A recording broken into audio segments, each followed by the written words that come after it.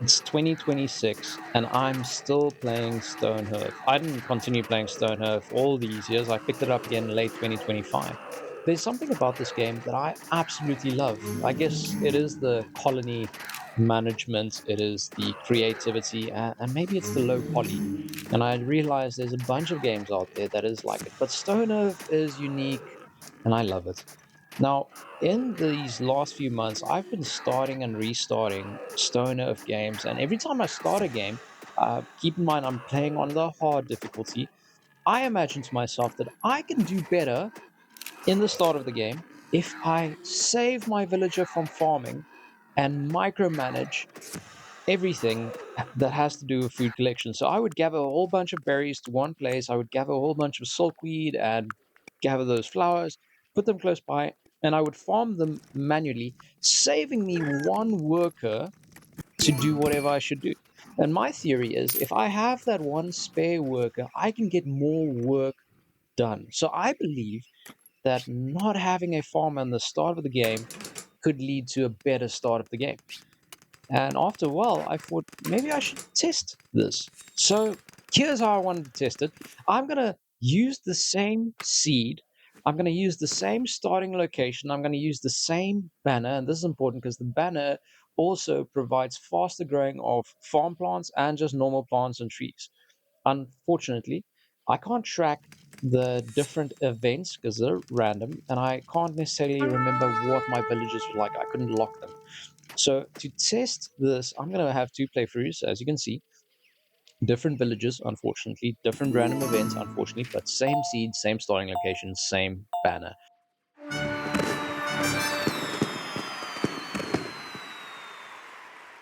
I'm going to be playing for 10 days each. This is my method.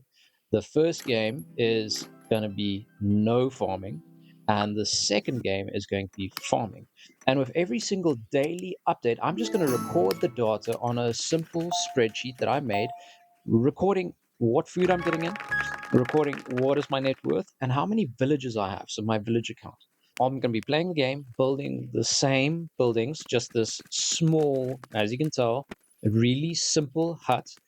And I'm going to be doing a similar strategy. I'm going to be mining deep to get stone. So there's no stone nearby. I'm going to be mining deep to get stone and ore, and I'm not going to be exploring at all. This is going to be a simple test to see which one is the best start. The same building is going to ensure that my net worth is similar based on what I have built. So the only way to tell if my net worth is growing is what I find on the ground or what I'm producing in farming or not farming. This was a fun experiment. I guess there's a tiny bit of scientist in me. I had to do this hardcore test. I didn't do multiple playthroughs, so there is no average. This is purely from two games. And let's look at the results. From day one, we can see quantitatively. Let's start there. Let's start with the hard data. The no farming brought in more food. Now, I think that makes sense. There are berries all around. So as soon as you harvest the berries, you bring them in, your food should go up. Farming, on the other hand, saw increase in net worth, and farming also saw a villager come to town on that very first day, purely because it has more net worth, which is weird to me. I guess I may have been a little slow on the micromanagement with the no farming there, and this getting that one extra villager may have changed a lot of this outcome. But after day one, quantitatively, the data is clear. Farming consistently brings in more food. It is, I think, the most clear here, and we're going to look at the other graphs in just a second. But this is the most clear. Farming is consistently bringing in more food. The net worth, on the other hand, using the same buildings, these simple huts, farming and no farming produces a very similar result. They are the same until, as you can see on that little bump in the farming graph, the people in the mines started bringing up ore and the ore started to be refined. And that happened way earlier in the farming playthrough than what it did in the no farming playthrough. And I believe it's because farming consistently brought in more villagers, whereas the no farming constantly left me on edge. Am I going to make it? Am I going to make it? Now, that's the quantitative stats. Let's look at some of the qualitative stats.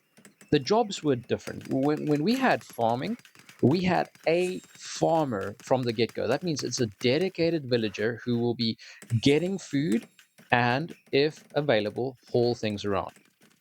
That is it. That's all that the farmer did. So my theory in the start is if you have this person, you've got one less builder, so you can't build as much as you want to, and you've potentially got one less fighter, so you can't fight as much as you want to.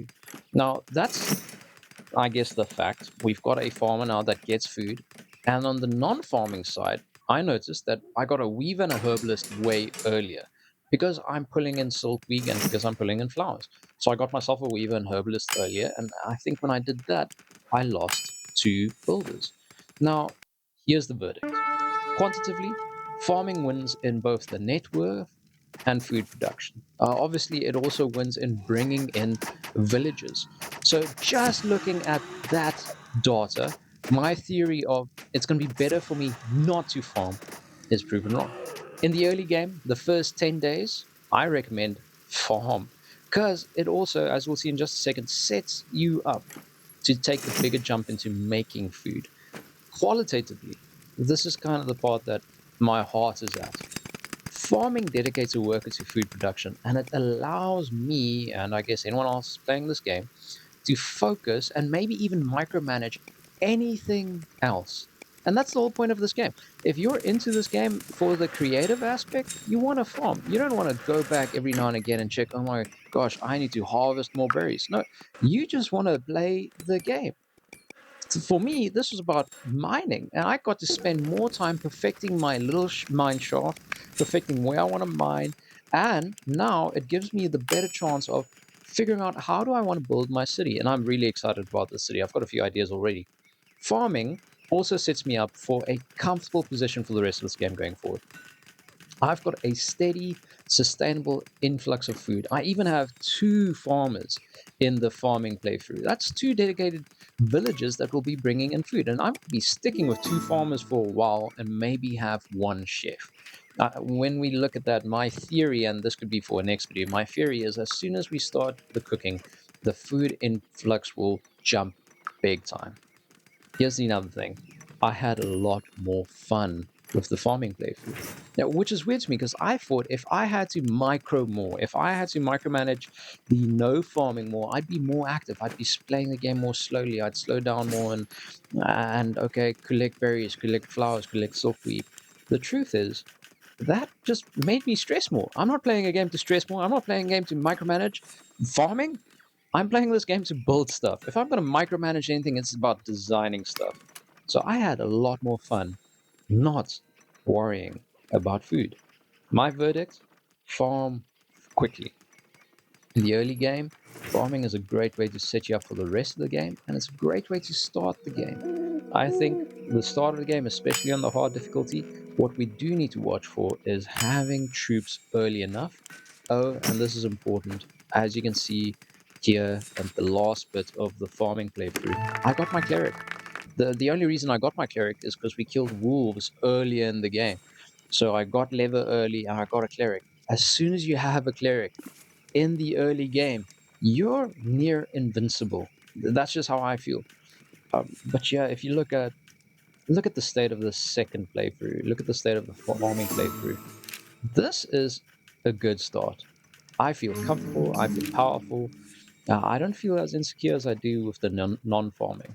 I realize this is just the ascendancy.